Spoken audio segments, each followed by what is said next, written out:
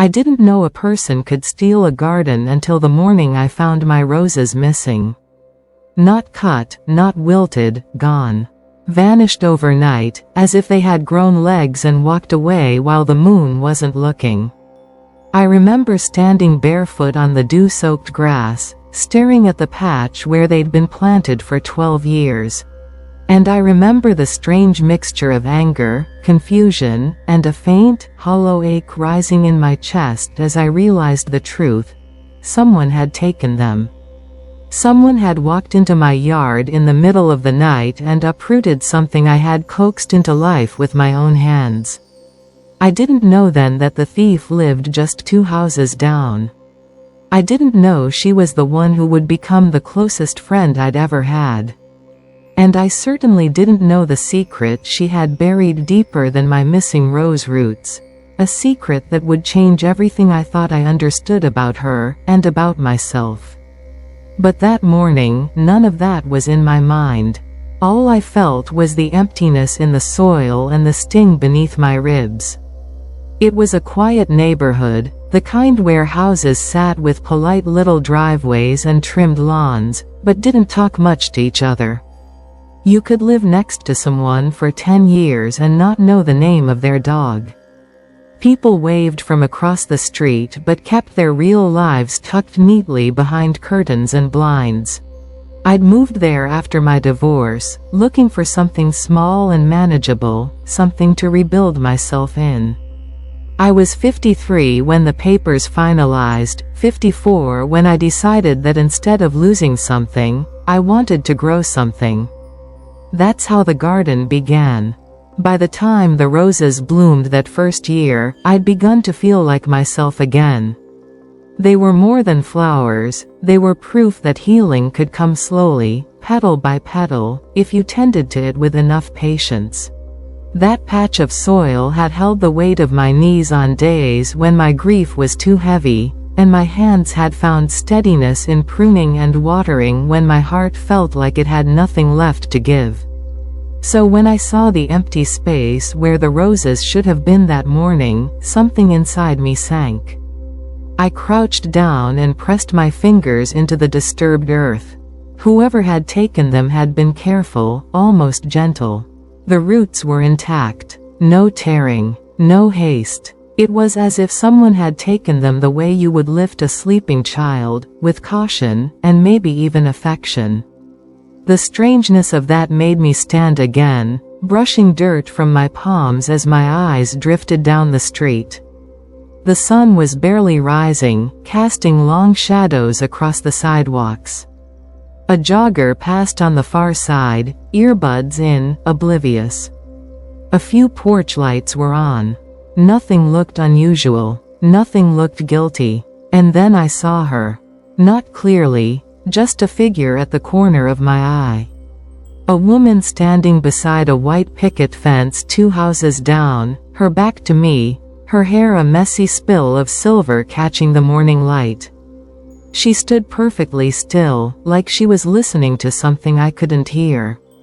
Something in her posture tugged at me, the stillness, the slight curve of her shoulders. Then she turned and disappeared behind her gate. I didn't think much of it then. Just a neighbor out early. Just another quiet life behind closed doors. I went back inside and made coffee, but the emptiness of the garden seemed to follow me through the house, growing larger with every step. By the time I sat at the kitchen table, my frustration had settled like sediment at the bottom of my chest. This wasn't just mischief. It wasn't kids. Someone had intentionally uprooted 12 rose bushes. That took effort, planning, a reason. I told myself I would let it go. That maybe I didn't need roses to feel steady anymore. But that wasn't entirely true. Losing them felt like someone had reached inside me and taken a piece of the slow, quiet progress I'd made. And the more I thought about it, the more I realized letting it go felt like letting myself be erased again, something I'd spent years refusing to accept. At 10 in the morning, I grabbed my jacket and went outside, determined at least to speak to the neighbors. Not with accusations, just questions. But as soon as I stepped onto my porch, I saw her again. The same woman from earlier, the one with the silver hair. She was standing near my driveway, frozen in place as if she'd been about to knock on my door but lost the courage. When she saw me, she startled and took a half step back. I'm sorry, she said, her voice trembling slightly. I didn't mean to scare you. You didn't, I replied, though her sudden presence did jolt something in me. Can I help you with something? She clasped her hands in front of her. Her nails were chipped and stained with something that looked like soil.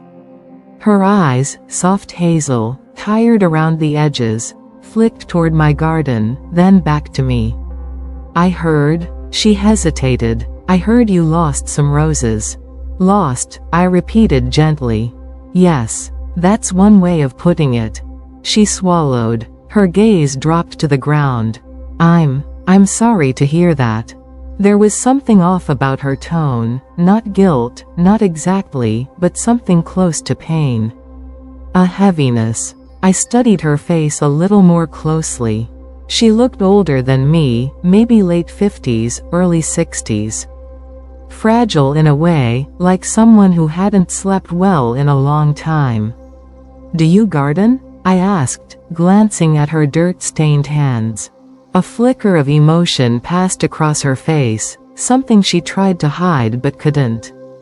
Sometimes, she whispered, maybe you can help me figure out what happened, I said. I don't want to make a fuss. Those roses meant a lot to me. Her breath hitched. Not enough for most people to notice, but I did.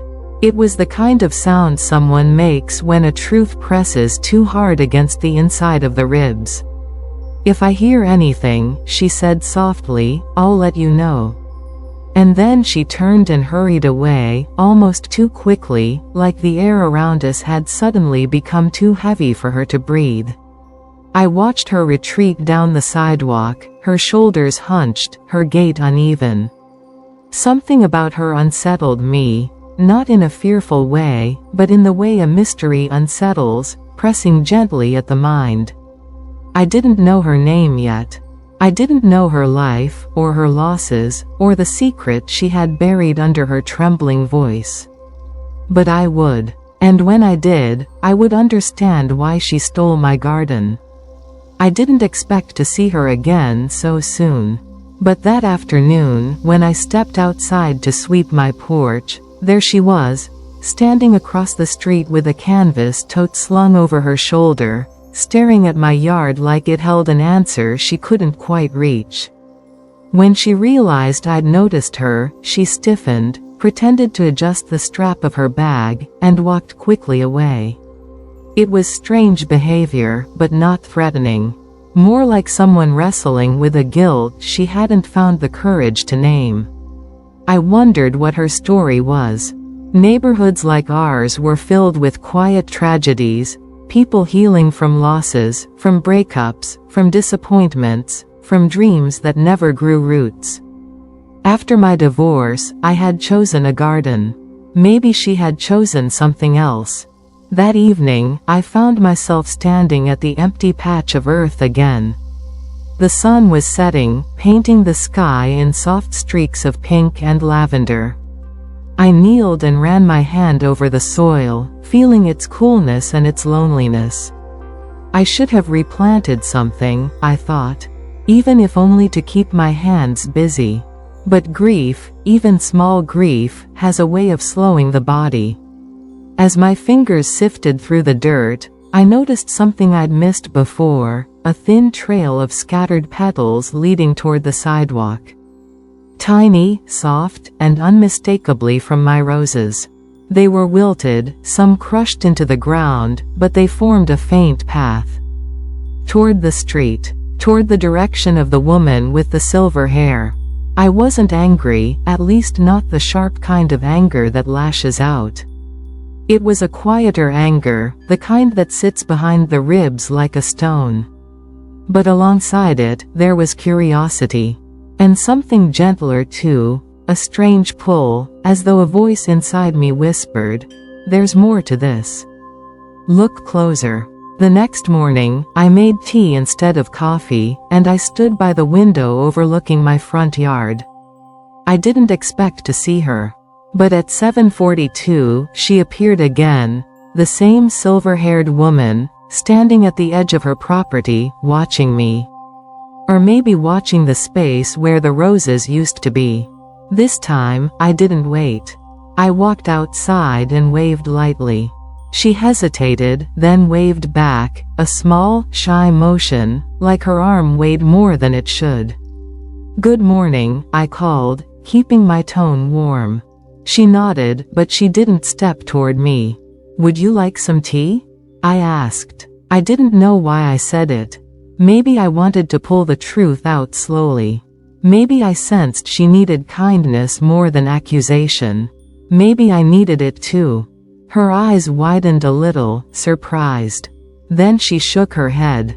"No, thank you." She didn't leave, though.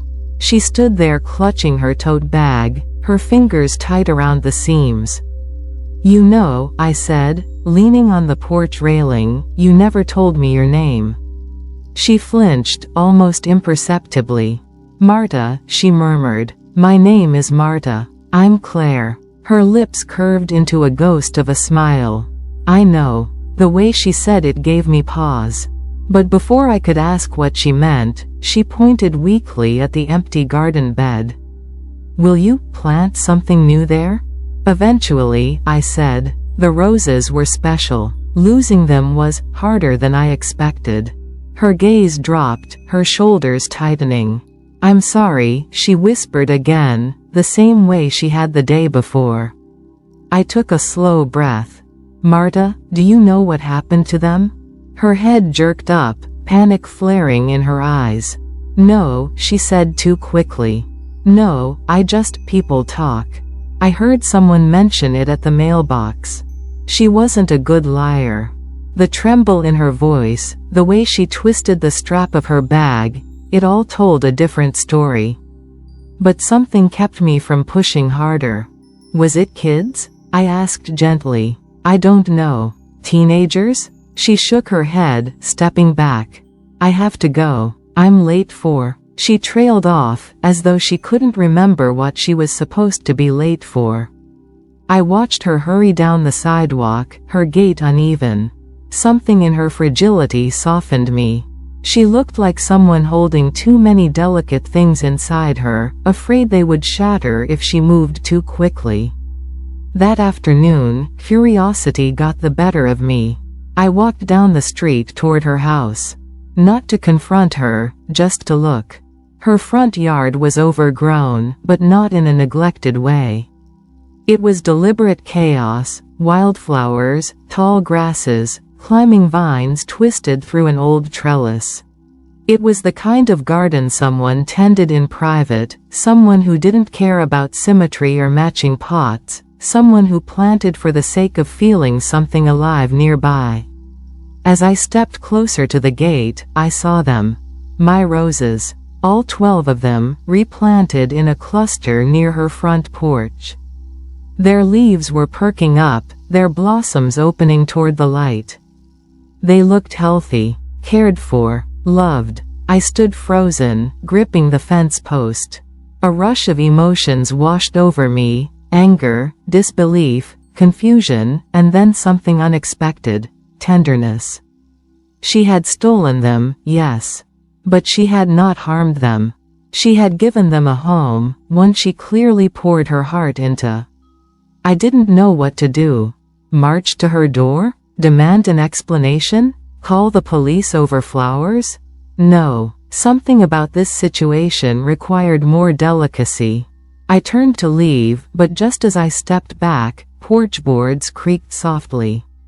Marta stood there, pale, still, watching me with a look so raw it made my chest tighten. Her voice broke the silence, barely audible. "Please don't take them back." I stared at her, stunned. She took one shaky step forward, her hands trembling at her sides. "Please," she whispered. I need them." I had no words. There are moments in life when someone's pain slips out before they can hide it, when it spills across the space between two strangers and lands softly at your feet, asking not to be judged, but to be seen. This was one of those moments. I didn't know her secret yet. I didn't know the reason she had taken something so precious from me. But I could feel it, the depth of whatever she carried, the ache in her voice, the desperation in her eyes. And suddenly, I wasn't sure this story was about stolen roses at all. I didn't step toward her, and I didn't step away. I just stood there at her gate, holding her gaze, trying to understand what kind of hurt could make a person steal a garden and plead for it the way someone might plead for oxygen. Her breath stuttered as she waited for me to speak. When I didn't, she looked down at her hands, twisting them together like they belonged to someone else. "I know what it looks like," she said softly. "I know what you must think of me." Emotion trembled through her voice, not shame, exactly, but something older, something that had cracked and healed and cracked again. "Marta," I said gently, why did you take them?" She closed her eyes, and I could see her fighting a battle between truth and fear. When she opened them again, they were glassy but determined. "I wasn't trying to take from you," she whispered. "I was trying to hold on to something." Her explanation didn't make sense yet, but the pain behind it did. "Can I come in?" I asked. She blinked in surprise, as if she'd expected anger or accusation, not an invitation into her world. Slowly, she nodded and unlatched the gate. Her yard felt different from the street view, intimate somehow, as though it held memories tucked between the leaves and branches. The air smelled of lavender and old earth. Wind chimes made from mismatched silverware clinked gently near the porch. It was messy but tender, wild but cared for. And then my roses. Their petals bright and trembling in the breeze. Seeing them up close again stirred something inside me, not the anger I expected, but a strange mix of longing and recognition. "They're thriving," I murmured. Marta nodded, her hands clasped at her chest. "I've been tending them every morning." I studied her face, the lines carved deeply around her mouth, the exhaustion in her eyes. "But why mine?" She hesitated, her breath catching. Then she led me to a small wooden bench tucked beneath a climbing wisteria. The bench looked like it hadn't been sat on in years. "Sit?" she asked. I did. She remained standing at first, pacing slightly, as though her body didn't know how to contain the words she needed to say. "I lost someone," she began quietly. "My daughter." The world seemed to pause at those two words. "I'm so sorry," I whispered. She nodded, swallowing hard. Her name was Lily. She died 14 years ago. And I haven't. Her voice cracked. I haven't been the same since. I felt the sorrow in her like a physical thing, heavy and trembling.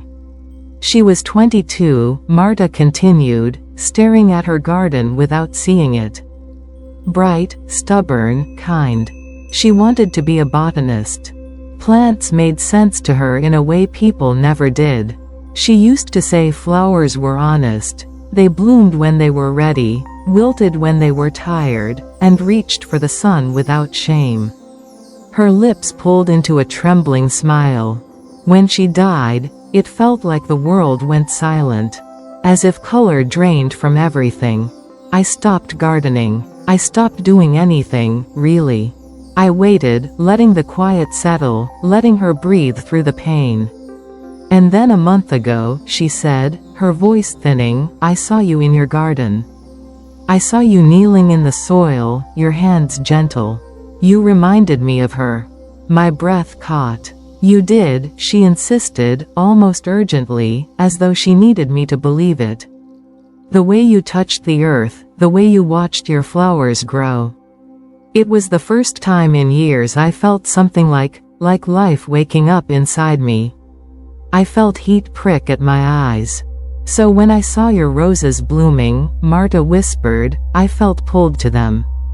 Pulled in a way I couldn't fight. I knew it was wrong. I knew, but my hands moved before my mind could stop them. I dug them up carefully, like she taught me. I brought them here, and she gestured helplessly to the vibrant rose bushes. I know they're yours. I know I shouldn't have taken them.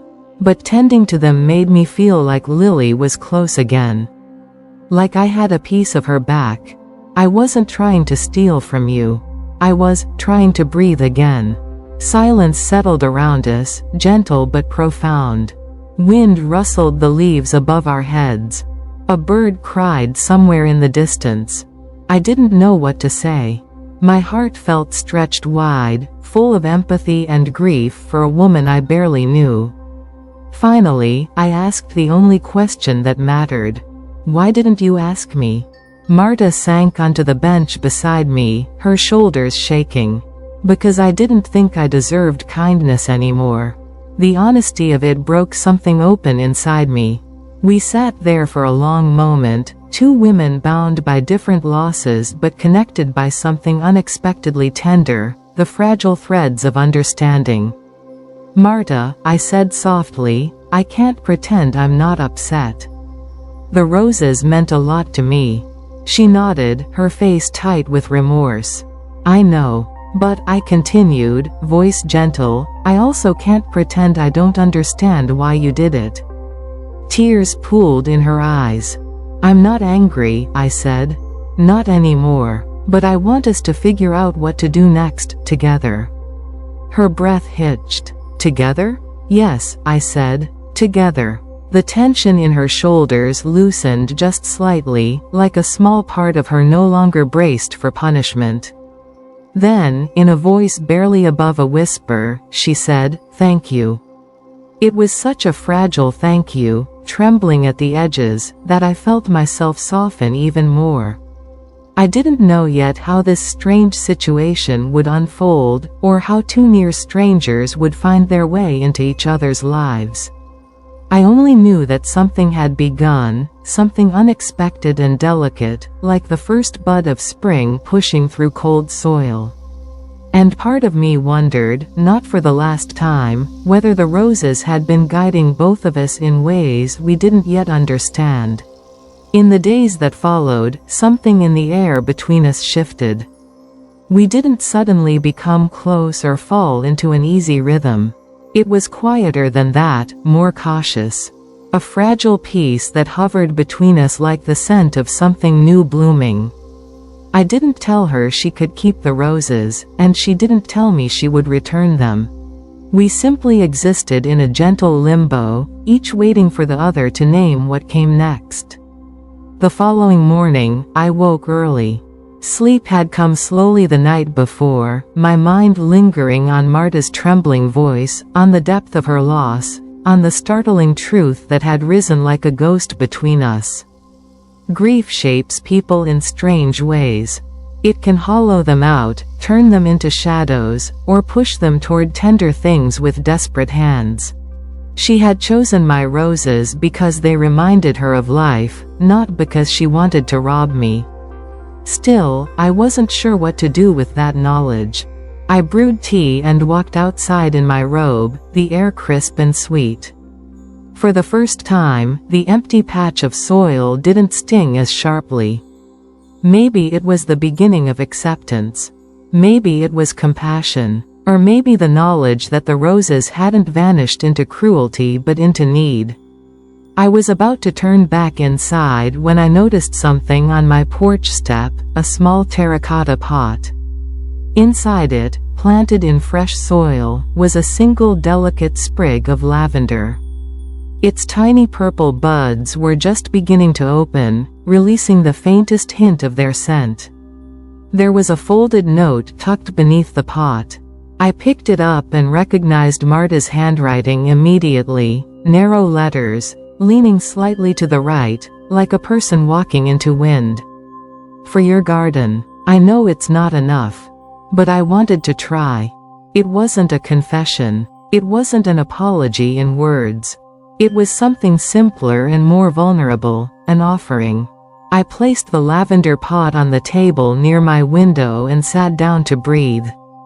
It struck me that I had been so focused on what I'd lost that I hadn't thought about what Marta had to give, small gestures, quiet attempts at connection, the kind of effort that takes courage when a person has spent years hiding their pain.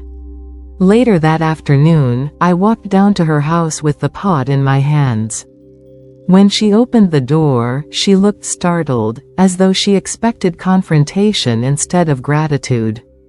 "I found this on my porch," I said. Her cheeks reddened slightly. I thought, maybe it would help. Lavender was Lily's favorite. "It's beautiful," I told her. "Thank you." She nodded, her shoulders easing just a little. "I didn't know if you'd want it." "I do." A silence settled between us, not uncomfortable, just tentative, like two people learning the first steps of a new dance. "Would you like to come in?" she asked quietly. This time, I didn't hesitate. "Yes, I'd like that." Her house felt different when I stepped past the threshold. The outside was wild and earthy, but the interior was warm and dim, full of mismatched furniture and soft blankets. Photographs lined the walls, black and white landscapes, candids of a girl with dark hair laughing, old Polaroids faded at the edges. A life lived in fragments and memories. "That's Lily," she said, noticing my gaze. There was pride in her voice, fragile but unmistakable. She loved taking photos. Said she wanted to capture the things people forget to look at. "She had a good eye," I murmured, stepping closer. The girl in the pictures had a bright smile, one that softened her whole face. Her eyes held the same hazel tone as Marta's, but clearer, unshadowed by sorrow. "She did." Marta's voice thinned. "She saw beauty everywhere." She motioned me toward a small kitchen table, where two mugs sat, mismatched but carefully placed. She had set them there before I arrived, expecting me? Hoping? It touched me more than I expected. We sat down, and she poured tea into each mug. It was chamomile with honey, the kind that warms the throat and settles the nerves. For a few moments we didn't speak. The quiet wasn't heavy. It was simply truth settling between us. "Marta," I said gently, "you could have told me about Lily." I didn't know how. She clasped her hands around her mug. "People look at you differently when they find out you've lost a child. They don't know what to say. Or they avoid you. Or they pretend it never happened. All those things hurt in different ways. I wouldn't have looked at you differently." She met my eyes, hesitant, then believing. "I think maybe you're right." We drank tea in slow sips. Her shoulders loosened, her breathing softened. For the first time, she seemed less like a trembling shadow and more like a person returning slowly to the surface after being underwater too long. "I wasn't myself after she died," she said. "I lost my job. I lost touch with friends. I couldn't keep anything together. It felt like the world expected me to move on, but I didn't know how." "You don't move on from something like that," I said softly. "You learn to carry it." She nodded, tears welling again but not falling. "I saw you tending your roses, and it reminded me of how Lily used to kneel in the dirt for hours. How gentle she was. How alive she looked when she was planting things. I missed that so much it hurt." "I understand," I whispered. "That's why I took them." She looked down at her hands. It wasn't right. But for the first time in years, I wanted to wake up and tend to something. I needed something to keep me from falling deeper. Her voice faltered, but she didn't crumble. She was holding herself steady, barely, but it was enough. "Marta," I said, touched by her vulnerability, "you could have taken a cutting. A branch. Anything. But you took all of them." Her shoulders curled inward. I know I did wrong. I wasn't thinking. I was drowning." Her honesty pierced something inside me. She wasn't asking for forgiveness. She was offering the truth. And that, in its own way, was harder. I reached across the table and touched her hand lightly. She flinched, surprise, not rejection, but didn't pull away. "Let's figure out how to move forward," I said. "Together. You and me. And the roses." Her chest rose and fell on a shaky breath. "Together," she echoed. For the first time since they'd been taken, I didn't feel like I was missing my roses. I felt like they had been waiting, for both of us, to bloom into something neither of us expected. And somewhere deep inside, I sensed that what grew next wouldn't be stolen or uprooted. It would be planted with intention. By us both. Over the next week, Marta and I slipped into a rhythm that felt strangely natural, as if our lives had been circling the same quiet orbit for years without realizing it. Each morning, I checked my remaining plants and watered the seedlings I had started inside, tiny green beginnings nestled in their pots like small promises. And every afternoon, Marta would appear on my porch or call my name over the fence, her voice still cautious but no longer fearful. One afternoon, she knocked softly on my door, holding something behind her back. "I brought you something," she said with a shy smile that didn't quite reach her eyes yet, but came closer than before. I stepped aside so she could enter. "What is it?" She revealed a well-worn gardening book, its edges frayed, the spine softened from years of use. A pressed rose petal was tucked inside the front cover. "This was Lily's," she said quietly. She carried it everywhere. Even kept it under her pillow sometimes. "I thought, maybe you'd like to borrow it." The gesture hit me with unexpected force. Borrowing something from her daughter, something so precious, felt intimate, like being offered a piece of a heart still healing from a crack. "I'd be honored," I said. She smiled again, this time steadier. We sat at my kitchen table, sipping iced tea as sunlight pooled on the floor. The light seemed softer than usual, as though the house itself felt the shift between us.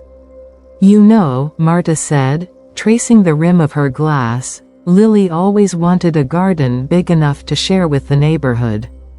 She said everyone should have something beautiful to look at. That's a lovely way to see the world."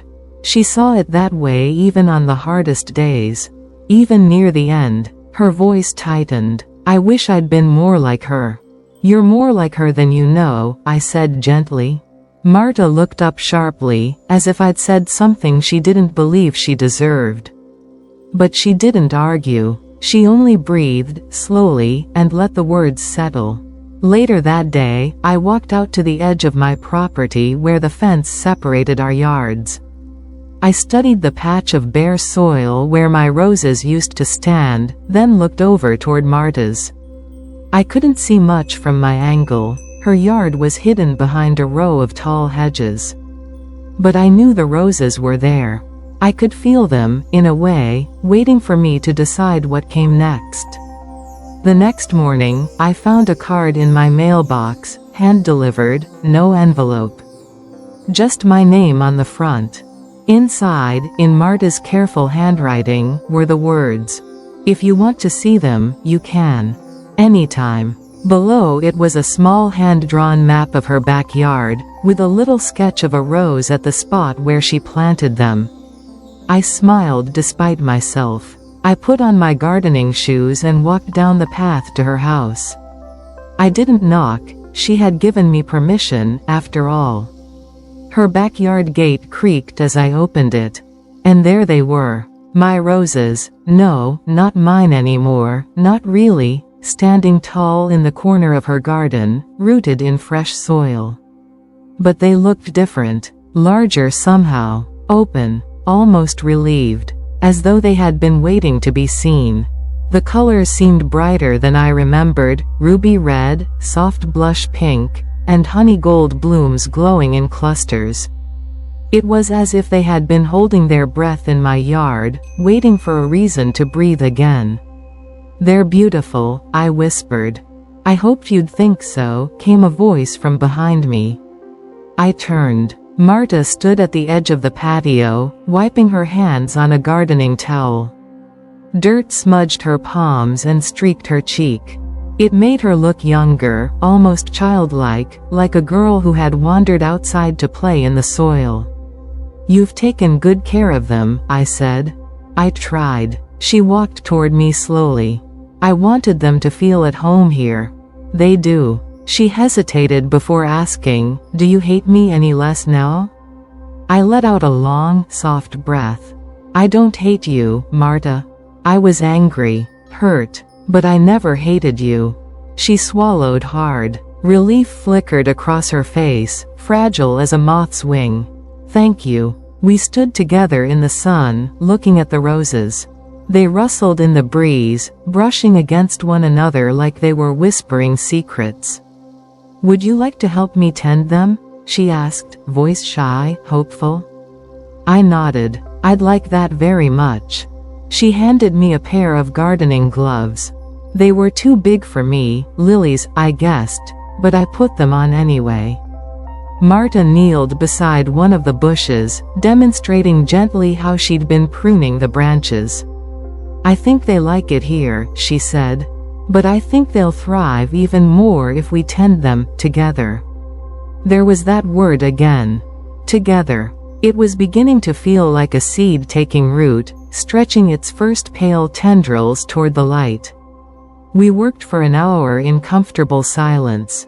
Birds chirped from the hedges, and the hum of distant traffic felt softened by the shelter of the garden. For the first time since the roses disappeared, I didn't feel the sting of loss. Instead, I felt something settling inside me, something like peace, something like possibility. When we finally stood up, brushing soil from our knees, Marta cleared her throat. "I think," she said slowly, "that maybe we're both finding something here. Something we didn't know we needed." I looked at her, truly looked. This woman who had been my mysterious, frustrating neighbor. This woman who had stolen from me out of desperation. This woman who carried grief like a second skin. And I saw her differently now. Not as the thief who took my garden, but as someone who was slowly, quietly planting her way back to life. "I think so too," I said. She smiled, an unguarded, real smile that softened her whole face. And just like that, the space between us felt a little warmer. A little brighter. A little more like home. A few days later, I woke up before dawn, something I hadn't done in years.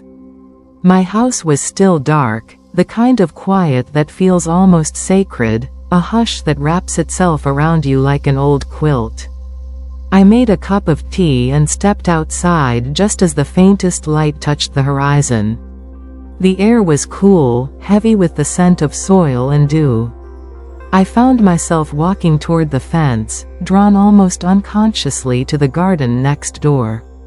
Marta's backyard was still, her house dark except for one small lamp glowing in the kitchen.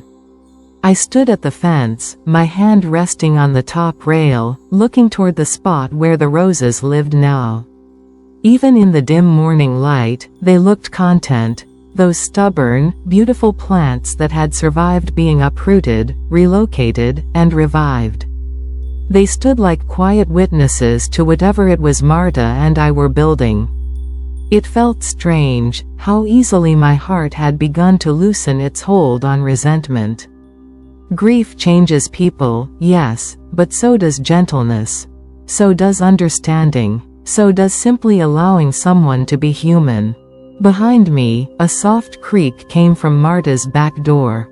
"You're up early," she said, her voice wrapped in that sleepy rasp that comes from too few hours of rest. I turned, smiling a little. "Couldn't sleep." She stepped outside, pulling a sweater around her shoulders.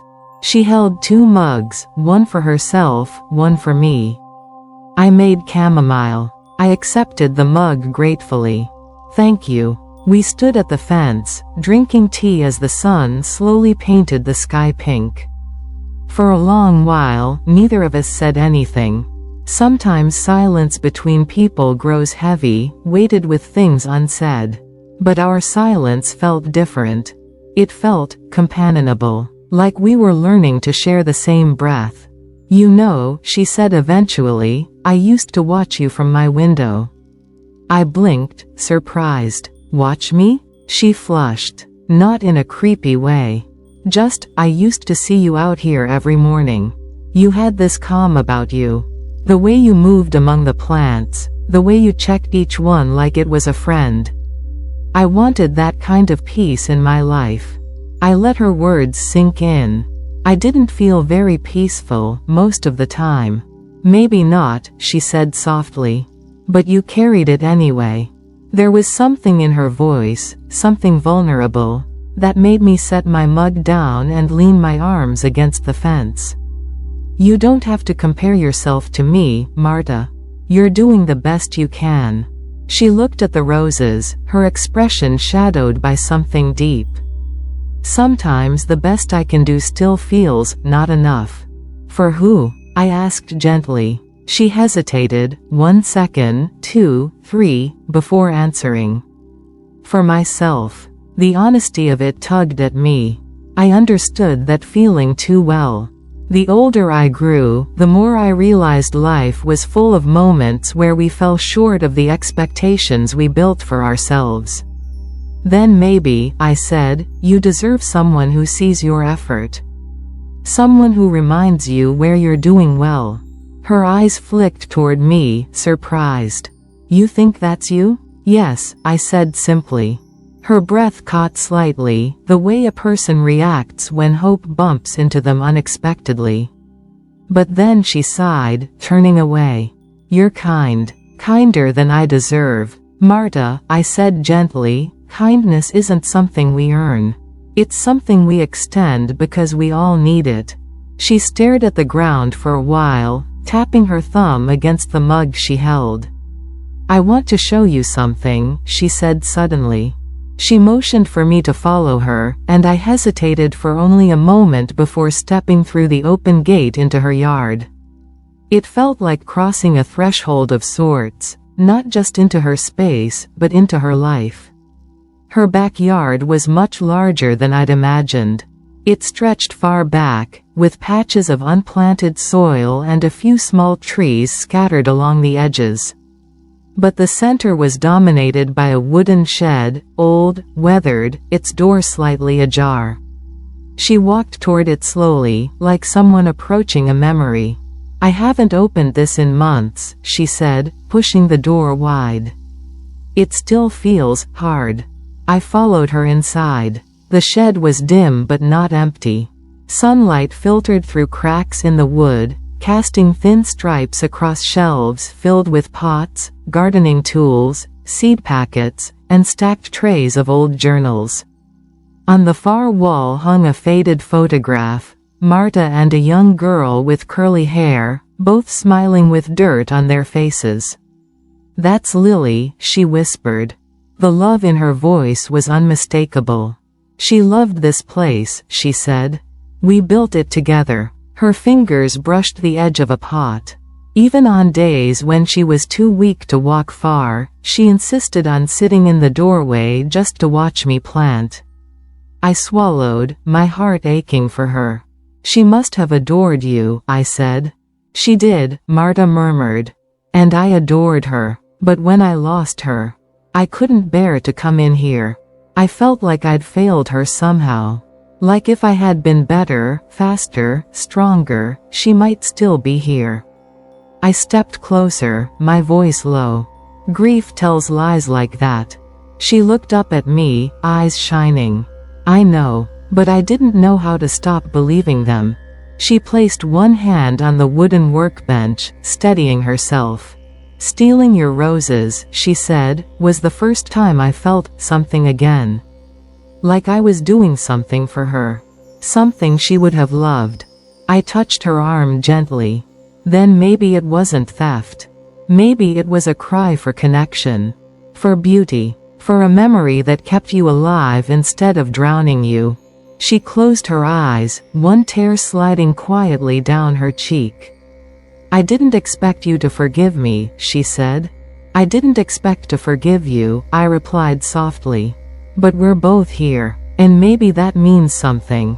She opened her eyes, gazing at me with an expression that felt like a door opening, slowly, cautiously, but undeniably. "It means everything," she whispered. Outside, the roses rustled in the morning breeze, as if acknowledging our tentative peace. And for the first time in a long while, I felt something warm unfurl inside me, not forgiveness exactly, but something deeper. A beginning. I left the shed that morning feeling as though I'd stepped out of someone else's memory and into my own. The sky had brightened fully by then, streaked with the soft lavender of early daylight. The air smelled faintly of pine and damp soil, and for the first time in months, the quiet between Marta and me didn't feel strained or delicate. It felt like something alive, something in the process of mending itself. Neither of us said much as we walked back toward the fence. Still, there was a softness in her expression that hadn't been there before, a loosening of the tightness in her jaw, a faint steadiness in her step. She looked lighter, though I doubted she'd felt light in years. When we reached the fence, she paused, brushing her fingers over the top slat. "Can I ask you something?" she said. "Of course. Why did you come over that day? The day you confronted me?" Her voice wasn't accusatory, it was curious, almost bewildered. "I thought you'd hate me once you saw what I did." I considered her question while a gentle breeze swept through the yard, stirring the leaves. "Because I needed answers," I said honestly. "But also because I wasn't angry as much as I was hurt. And hurt tends to look for the truth." She blinked at me, absorbing that. "And now?" she asked quietly. "What do you feel now?" I smiled, surprised to find that I could answer without hesitating. "Hope, I think." Her breath caught slightly, and she looked away, blinking rapidly. "I haven't felt that in a long time." The sound of distant birds filled the silence that followed. Then her voice, small, almost shy, drifted toward me. Would you like to have dinner with me this week?" I raised an eyebrow gently. "You're asking me out?" She flushed at that, then gave a half laugh. "Not like that. I mean, unless you—" "I'm kidding, Marta," I said softly. "I'd love to." Her shoulders dropped in relief, and she looked at me with something warm but hesitant, like someone offering trust they aren't sure will be accepted. But I accepted it, not because I had to, but because I wanted to. "Thursday?" she asked. "Thursday," I confirmed. As I headed back to my house, mug still warm in my hands, I realized how much something had shifted between us, and inside me too. Forgiveness hadn't erased what happened. It hadn't magically fixed everything. But it had made room for something new to grow. And maybe that was enough. The next few days passed quietly. I tended to my garden, added new soil to the herb beds, pruned the lavender. Every so often, I'd glance toward Marta's yard and catch a glimpse of her moving around, watering her own plants, sweeping her porch, refilling her bird feeder. She always looked a little lost at first, as though she were relearning how to live in her own home. But every time she saw me, she'd lift a hand in a small, tentative wave. And each time, I waved back. On Thursday afternoon, I found myself standing in front of my closet staring at clothes as if I were preparing for some kind of formal event. It was foolish. Dinner with a neighbor didn't require fussing, but I felt oddly nervous. Not in a romantic way, but in the way you feel when you're stepping into new emotional territory, unsure of the terrain. Eventually, I settled on simple black slacks and a soft blue sweater. Casual but neat. Comfortable. When I knocked on Marta's door a few minutes later, I could hear her inside, footsteps, the faint clatter of dishes. Then the door opened, and she stood there, hair loosely pinned up, wearing a cream blouse and jeans, looking almost startled to see me. "Oh, you're right on time," she said, cheeks flushing slightly. "Come in." Her home felt different from mine, warmer, somehow, with mismatched furniture that looked well-loved rather than old. Photographs lined the hallway. A younger Marta with Lily at different ages, faces bright with shared laughter. The air held a faint scent of basil and roasted garlic. "You didn't have to cook this much," I said as she led me into the dining area. She shrugged. "I wanted to. Cooking helps when my mind gets too loud. It smells wonderful." We sat, and for the first few minutes, conversation stayed easy, travel stories, gardening mishaps, neighborhood gossip. Marta laughed at one point, a light sound I hadn't heard from her before. It was warm and genuine, the kind that carries a little breakage inside but also a lot of courage. But somewhere between the salad and the main dish, her expression shifted, softening, then tightening again. "I want to tell you something," she said quietly. I set down my fork, sensing the weight in her voice. "I'm listening." She breathed deeply. "When my daughter died, people kept telling me the same things. Time heals, and she's in a better place, and at least she's not suffering. I know they meant well, but every time someone said that, it felt like they were closing a door in my face. Like they were trying to tidy up something that would always be messy." I nodded gently, my heart tightening for her. "No one ever asked how I was really doing," she continued. "No one wanted to hear it. So I learned to keep it to myself. The pain, the anger, the emptiness." Her eyes glimmered with unshed tears. "And then you came to my door," she whispered, voice cracking. "And instead of yelling, instead of accusing me, you listened. You let me talk. You didn't look away." "Marta?" I said softly, reaching across the table. She took my hand. Her grip trembled. "I think you saved my life that day," she said. I don't know how else to say it. Emotion rose in my throat so fast it almost choked me. I squeezed her hand, blinking slowly so I wouldn't cry. "You saved mine too," I said honestly. "You didn't know it, but you did." She looked startled. "How?" "Because I was lonely, Marta. So lonely I thought the quiet would swallow me one day. And then you, with all your chaos, your grief, your honesty, walked into my life. And suddenly the world felt a little less heavy." She covered her mouth with her hand, tears slipping free. "I'm sorry," she managed. "I didn't mean to cry."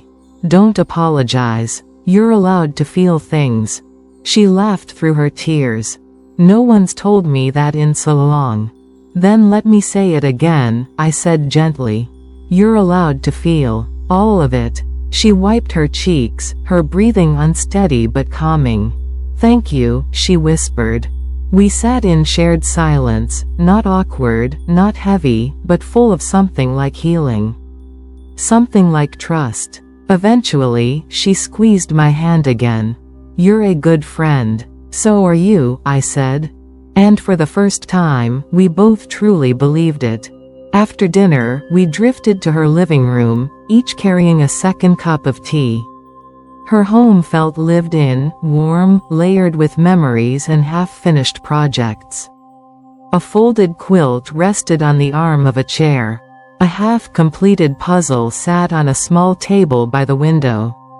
Books lay open on the sofa, as if she'd been reading them in fragments, searching for something she couldn't name. She motioned for me to sit, and I settled into a soft chair across from her. The room glowed with a single lamp, its warm light reflecting off her eyes. She held her tea in both hands, like the warmth grounded her. You know, she said after a long moment, I don't have many friends. Neither do I admitted. I thought you must, she said. You carry yourself like someone who's surrounded by people. I smiled, a little surprised. No, I've always been good at being alone. Maybe too good. She watched me in that intent way she had, the way people watch thunderstorms, a little afraid of the power, but drawn to it anyway. Is that why you garden? She asked. Because it gives you something alive to talk to? I laughed softly. Maybe. Plants don't argue back. They don't judge. They don't hold grudges. They just need care. And what about you? She asked quietly. Do you let yourself be cared for? The question cut deeper than I expected. I looked down at my mug, turning it in my hands. I don't think I ever learned how, I said. She nodded, as though she understood completely. Lily was the only person I let see me, fully, I guess. When she was gone, it was like I lost not just her, but that part of myself too. I leaned back, letting her words settle. They carried a familiar ache, the ache of parents, of caretakers, of people who give so much of their emotional weight to someone that when that person disappears, the world feels hollow. I thought of my own past, of my marriage that had ended in quiet disappointment, of friends who had drifted away, of years spent pouring myself into work, routines, responsibilities. I think, I said softly, that sometimes losing someone teaches us how badly we needed connection in the first place. And it teaches us that we can't survive on isolation. Not forever. She looked at me with an expression that was both sad and hopeful. Do you ever think about starting over? All the time. What stops you? I took a slow breath, pressing my fingers into the armrest. Fear, I guess. And habit. And the belief that my life had already taken its shape. And now? She asked, leaning forward slightly. Now I'm not so sure. Her lips curved into the smallest smile, fragile but real. Me neither. We talked for a long time after that, not about grief or confession, but about little things. Our favorite movies, the worst meal we'd ever cooked, the strangest neighbors we'd ever had. At one point she laughed so hard she had to wipe her eyes, and I found myself smiling more easily than I had in years. By the time I left her house, it was well past 11. The street was silent except for crickets chirping in the grass. She walked me to the fence, hugging her cardigan around her shoulders against the cool night air. I'm glad you came tonight, she said softly. I'm glad you invited me. She hesitated, then added, would you like to make this a regular thing? Dinner, I mean. Not every week, but sometimes? I'd like that, I said. Somewhere deep inside me, something unknotted. Something that had been tight for years. We stood in the dark for a few seconds longer, the air thick with the comfortable silence of two people who didn't need to rush the moment. Finally, we exchanged one last smile before I slipped back through my gate and into my yard. As I walked up the path to my house, I felt strangely light, as though my body recognized something my mind hadn't yet understood. Connection, even fragile, even new, had begun to grow where resentment once lived. The next morning, I found a small packet sitting on my porch. It was wrapped in brown paper, tied neatly with twine. I picked it up, puzzled, and saw my name written on the front in careful handwriting. Inside was a packet of rose seeds, the exact same variety as the ones she'd dug up. And a note. For the garden you're rebuilding. And for the friendship I never expected but already treasure. M. I held the packet between my fingers, feeling tenderness spread through me like warmth in cold water. I stood there for a long moment, letting the gravity of this simple gesture settle into my bones. It had been a long time since someone gave me something out of pure thoughtfulness. A long time since something small felt so meaningful. Something shifted in me again then. Something subtle but deep. And as the sun rose over both our yards, lighting the blossoms she tended and the beds I was slowly reviving, I realized what it was. I wasn't lonely anymore. Not in the way I had been. Not in the hollow, aching way that gnawed at the edges of your days. I had someone now, someone who saw me. And someone I saw too. Over the next week, something gentle unfolded between us, not dramatic, not rushed, just a slow, steady weaving of two lives that had once run parallel but now began, little by little, to overlap. It happened in small ways at first. A wave from across the yard that lasted a second longer than before. A shared smile when we both stepped outside to grab the mail. An unexpected knock on my door with a bowl of soup when she learned I'd caught a cold. A text from her, a short message, just a photo of her newly blooming roses, but it made me smile for the rest of the day. Life didn't suddenly transform into something cinematic. There were no grand gestures, no declarations of anything, just the soft, steady feeling of becoming part of someone's daily thoughts.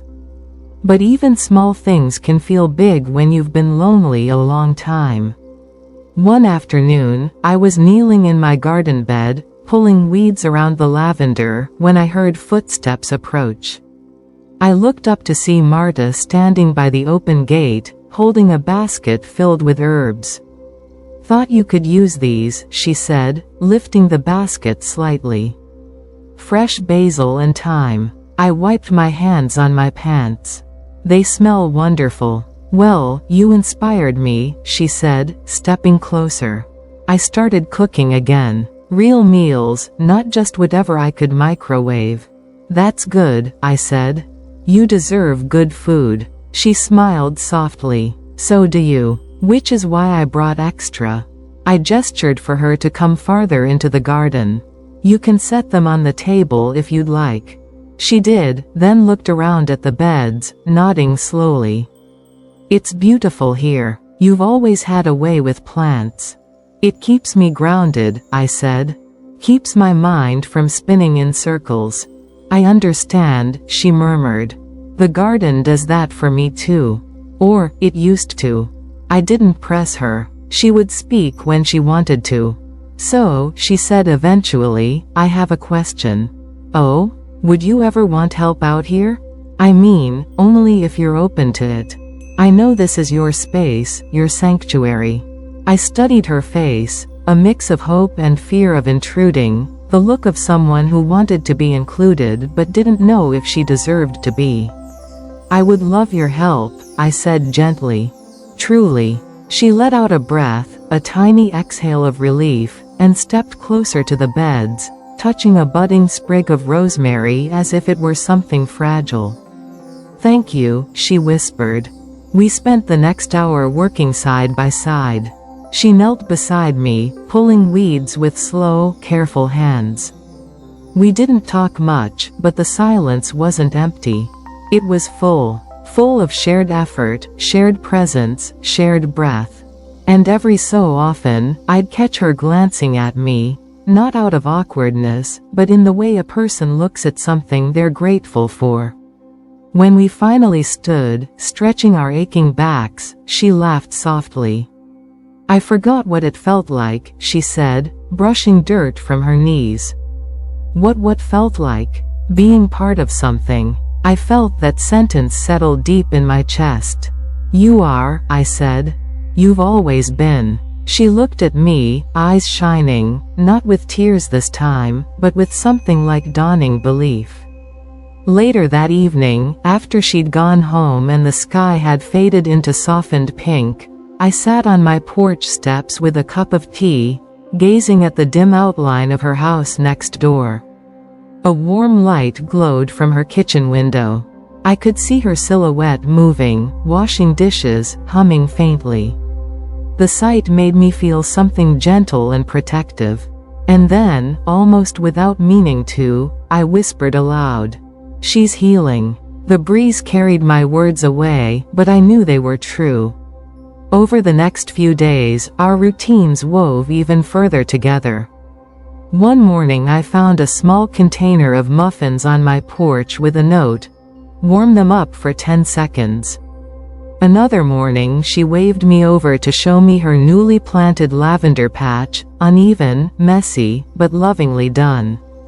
I helped her straighten the rows, our hands brushing occasionally, sending small, unexpected sparks through me. Not romantic sparks, something quieter. Something like companionship blooming. One afternoon, as we sat on her porch sipping iced tea, she asked, "Do you believe people find each other when they need to?" I thought about that for a long moment. I didn't used to. And now? Now I think life has a way of bringing the right people together, I said. Even if the beginning looks like a disaster. She smiled. Or a stolen plant. Or several stolen plants, I corrected gently. She laughed, shaking her head. "You're never letting me live that down." "No," I said, mirroring her smile, "but only because it brought you to me." Her laughter softened, fading into a kind of tenderness that made my breath catch. And I realized then, slowly, without any dramatic revelation, that I cared for her. Deeply. Not romantically, not in the traditional sense, but in the profound, quiet way you care for someone who has shown you the rawest parts of themselves. Someone who trusts you with their wounds and lets you sit beside them while they heal. We were two women rebuilding our lives in parallel. And our gardens, hers revived, mine restored, had become part of that rebuilding. The funny thing was, I couldn't pinpoint when exactly she stopped being the neighbor who stole my garden, and became simply Marta. Maybe it was the moment she cried in her dining room. Maybe it was when she gave me the rose seeds. Maybe it was when I saw her tending her own garden again, hands steady, heart somehow lighter. Or maybe it didn't happen in one moment at all. Maybe it happened gradually, like sunrise, a slow lightening of the dark. Whatever the case, as I sat with her that day on her porch, listening to her hum softly along with the breeze, I realized something with gentle certainty. She wasn't just part of my days. She was becoming part of my life. I didn't know what I expected when I invited her into my home that evening, maybe awkwardness, maybe a tense conversation, maybe even silence. But I didn't expect her to sit at my kitchen table like a woman who had been running from something for a very long time and had finally decided to stop. "Do you want tea?" I asked. She nodded, her hands trembling as she held them together, knuckles pressed white. I made chamomile, the same blend I'd served her granddaughter when she'd come looking for her, and placed the cup gently in her hands. For a moment she didn't say anything. She just breathed in the steam, her shoulders slowly lowering, like she was remembering what it felt like to be safe. "I think," she said quietly, "that you might be the only person who's been kind to me in a very long time." The words hit me harder than I expected. Because kindness shouldn't have been rare for someone like her. Someone who'd carried pain alone, who'd tried to protect what she loved even when it came out twisted and wrong. I sat down across from her. "You don't have to keep apologizing," I said softly. "I understand why you did what you did." "No," she whispered, "you don't." And then she told me. Not the small confessions she'd offered in pieces before. Not the vague hints or half explanations. But the truth. The whole truth, the kind that changes the way you see someone entirely. Her voice broke when she spoke about losing her husband. How the grief had swallowed her whole, how she'd tried to keep her daughter afloat while sinking herself. How she'd pretended to be fine until pretending felt easier than speaking. She told me about the garden, her late husband's garden, and how it had once been their sanctuary. How tending it had been the only thing that kept her steady. How losing the courage to care for it had felt like losing him all over again. And how seeing my garden, blooming, alive, well-tended, had been like a cruel reminder of everything she wasn't managing to be. It wasn't the vegetables, she said, wiping her eyes. It was the life in them. I wanted it back, just for a moment. I swallowed hard. Because what she'd taken had never been my garden, not really, it had been the comfort she'd been starved of. I should have just asked, she whispered. But when you feel small, you start believing you don't deserve to ask for anything. I reached for her hand, and this time she didn't pull away. You do deserve it, I said gently. You always did. Her breathing hitched, and she pressed her free hand to her mouth as tears slid down her cheeks. I didn't think you'd forgive me, she said. I didn't think I'd have to, I admitted. Because forgiving implies wrong, and what you needed wasn't wrong. It was human. We sat in silence for a moment, letting the weight of everything settle. After a while, she lifted her head. What do we do now? She asked. The answer came easily. We build something, I said. Together. Her eyes filled again, but this time with something softer. Hope. It wasn't a grand gesture or a dramatic transformation. It began simply, with soil under our fingernails, morning light pooling across the garden beds, and the steady rhythm of two people learning each other's quiet spaces. We replanted the tomatoes she'd taken. She insisted on buying the seedlings herself, but I insisted on letting her put them in the ground. You're better at this than I thought, I teased as she knelt beside me. I had a good teacher, she said. It took a moment before I realized she meant her husband, and then a moment more before I realized she also meant me. Over the next weeks, she came by nearly every morning. Sometimes we talked. Sometimes we didn't. Sometimes she told stories about her husband, and sometimes she let herself cry without apologizing for it. And sometimes, on the best days, she laughed. Fully, deeply, the kind of laugh that shakes the dust off old wounds. Her granddaughter started coming too, shy at first, then curious, then fully enchanted with the way basil leaves gave off their smell when she rubbed them between her fingers. It's nice here, she said one afternoon. Grandma says it's like breathing again. And I thought, yes. That's exactly what healing feels like. The neighborhood eventually forgot the tension we'd once had. Gossip faded. Curiosity died down. People accepted that we were, strangely or perhaps naturally, close. But one afternoon, months later, something happened that I never expected. She came to my door, not with guilt, not with exhaustion, not with hesitation, but with a handmade card and a wrapped box. This is for you, she said, glowing with a mixture of pride and embarrassment. Inside the box was a small wooden carving, an iris, delicate and intricate. Her husband's favorite flower. I thought you should have one, she said softly. Because you gave me back the part of him I thought I'd lost. I held the carving in both hands, feeling the craftsmanship, the emotion carved into every edge. It's beautiful, I whispered. So are you, she said. And then, with that same quiet bravery she'd shown the day she knocked on my door with her trembling confession, she added, "You saved me." I shook my head, eyes stinging. "No," I said, "you saved yourself. I just opened the gate."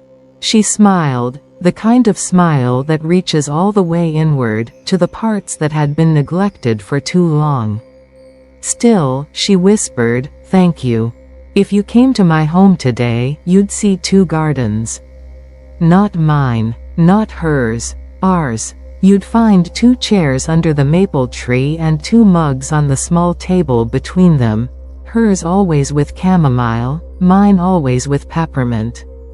You'd hear laughter drifting over the fence, and the sound of a granddaughter chasing butterflies between the lavender bushes.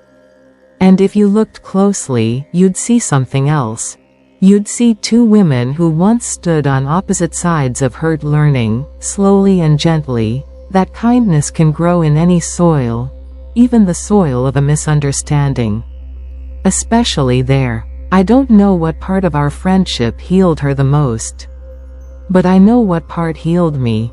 The moment I realized that the person who'd stolen from my garden had given me something far more valuable in return. A friend. A companion for quiet mornings. A reminder that forgiveness doesn't weaken the heart, it strengthens it. And that sometimes, the things we think are losses become the seeds of the greatest growth we'll ever know.